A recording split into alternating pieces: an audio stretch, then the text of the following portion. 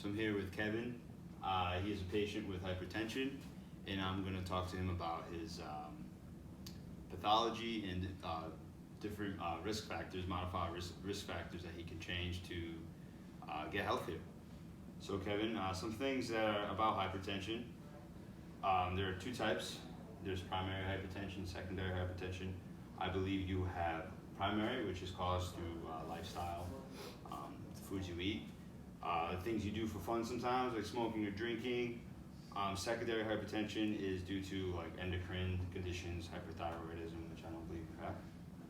So everyday foods that people eat that they don't realize raises your blood pressure, and you tell me if you eat these, okay? Yeah. Processed deli meats. I love processed deli meats. Yeah, like turkey, ham, Yeah. stuff like that. I love it too. I don't blame you. Frozen pizza. Yeah.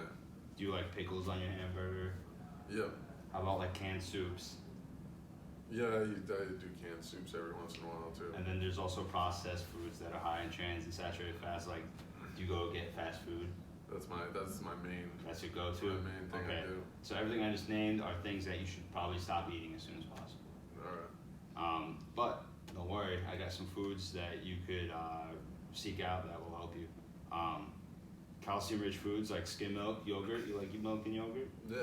All right, try to have skim or 1%. Skinless turkey, like a rotisserie chicken or Thanksgiving dinner, stuff like that.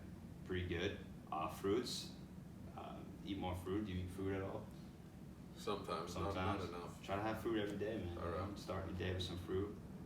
Some leafy greens, like how often do you eat spinach or kale? Never. Try to have some salads with some grilled chicken or like rotisserie chicken that you can shred up. And then oatmeal with fruits, strawberries, bananas, stuff like that. It's a lot of healthy foods that you can make really tasty.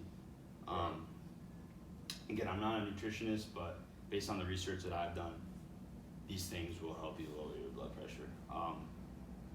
Another recommendation I have is end your day with some tea. A big thing about hypertension is that it's stress. Everyone's stressed. Everyday life is very stressful. If you take an hour just to relax, meditate, or just sip on some tea and read a book, that could go a long way of lowering your blood pressure. Chamomile is a great tea. Tea has these things called catechins, which lower your blood pressure. They get rid of free radicals and they relax your blood vessels. How often do you drink alcohol? Like twice a week. Twice a week, that's not terrible. 2 times a week. But if you can just limit yourself to alcohol use to like celebrations, like a birthday or holidays with your family, things that you're only doing maybe a handful of times a year, that will make a huge difference instead of like every weekend. Do you smoke cigarettes? Yeah, I was smoking Marlboros, but now I smoke Marlboro Lights. Okay, still not great for you. You should probably just stop smoking at all, get some nicotine patches. Even those vapes aren't that great for you either. And then I think the big thing here is how often do you exercise? I mean, I walk my dog every once in a while, a couple times a week. I'll bring the dog out, walk the dog 3 or 4 times a week. That's pretty good that you go for walks, but there are a few more things you can add to your everyday routine, or even like 3 days a week, that will make a huge difference. There's try to make those walks a little brisk. I'm sure your dog will be down for that. There's some isometric exercises, so like things that are depending on your own body weight. I'll show you a few things like planks. There are resisted exercises that we can do with some bands that I can get you some bands. And if you can do those 3 days a week, that can make a huge difference for you. And even on the days that you're not working, keep going on walks with your dogs, eat healthy, and accumulation of all those things. It's gonna change your life, man. All right, so the first exercise you can do is just a nice brisk walk on the treadmill. So there's different intensities you can do on treadmill. You can do maybe 1, 2, all the way up to 12 on most treadmills. From here, let's just do a nice 2.5 for 15 minutes. Try not to hold on the handles and just try to keep up with the pace. You don't have to increase, or you can decrease if you really feel like you need to, but try to stay consistent with it, okay? All right. So 2.5. Yeah. Honestly, if you feel like you can do more, do more. All right. You don't have to run. The main point is making this a aerobic exercise, so we want long durations at a steady pace.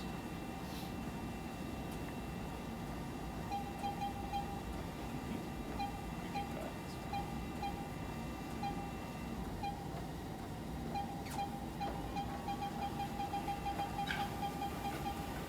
Kev. Kevin's starting on the treadmill. Again, low intensity, long duration. At minimum, I want 2.5 for 15 minutes, but if he feels like he can do longer, if he feels like he can do 3.5 for 30 minutes, that's even better. But what we have to remember is that we don't want high intensity. How do you feel with that? Good. All right, next, this is the isometric phase of the exercise. So what that means is going up against, staying in a static position against any type of resistance. In this case, it would be your body weight.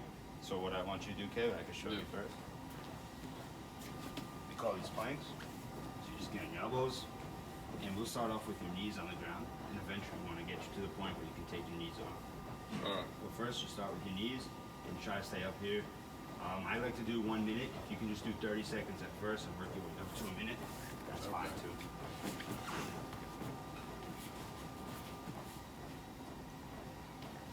Try to keep your head up, looking forward, and there you go. Perfect. And make sure you breathe. It's always important that you breathe during these.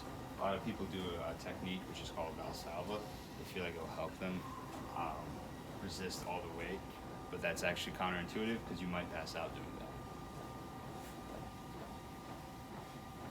Now you can do this on day 2 of your workout plan.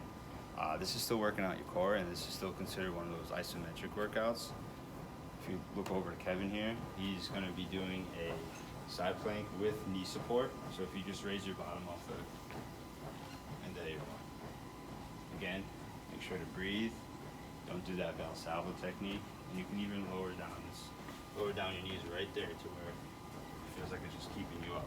Eventually, you can progress to a point where you don't need your knees anymore, and you make sure you do both sides as well. Next workout we're going to talk about, this goes into the resisted exercise portion. So this is a resistance through, it can be weight, but what I recommend is starting with therabands, yellow being the lowest level. And this is just a resistance squat.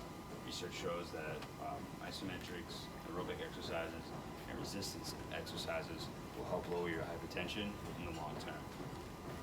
Again, make sure you breathe, look forward, and give yourself plenty of time to do this. You don't have to rush through.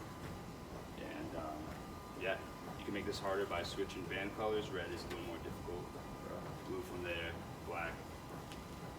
Eventually, if you feel good, you can start putting some weight on a bar and go from there. But yeah. One final resistance exercise that you can do is called the resisted clamshells. So you can notice here, Kevin's got the yellow TheraBand wrapped around his knees, and now he's just going to raise his knee up and back. Again, make sure you breathe. Make sure you don't hold your breath. Go nice and slow. Do each side.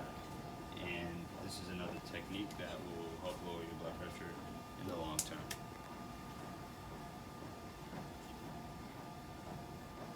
And another resistance exercise we can do, this one will involve the upper extremity, is you pretty much sit on a yellow TheraBand, or if you think you're ready for a different color, and you do some shoulder presses. So you try to keep your arms symmetrical on each side. You inhale on the way in, way down, and exhale on the way up. Don't hold your breath. A lot of people, like when they do resistance exercises, especially one like this, they try to hold their breath on the way up. Do not do that, you can pass out. Again, resistance exercises are great for the long term and reducing high blood pressure. And this is one where you can just sit down and do it. You can sit on a chair, or you can sit on a mat if you have access to it. So another isometric technique that we can do is wall sits. So pretty much you're going to be sitting up against a wall with no seat underneath, and you're just going to try to resist the urge to sit down. Gravity will be pushing up against you, so it will be challenging. You start yourself up at a high level and work your way to a lower level, which will be way more difficult. You're working out pretty much every part of your body except your upper extremities or your arms. You're working out your core, your legs, your glutes. And again, this is something where it's very important that you breathe and don't hold your breath, because you will pass out. These are pretty difficult. I recommend working your way up to that low angle. This is probably something that you'd want to do on day 3. Another another note that I wanted to make is that for your aerobic portion, walking outside for 30 minutes on uneven surfaces such as grass or even an unpaved road is even better, a little more challenging, and it still gets the job done.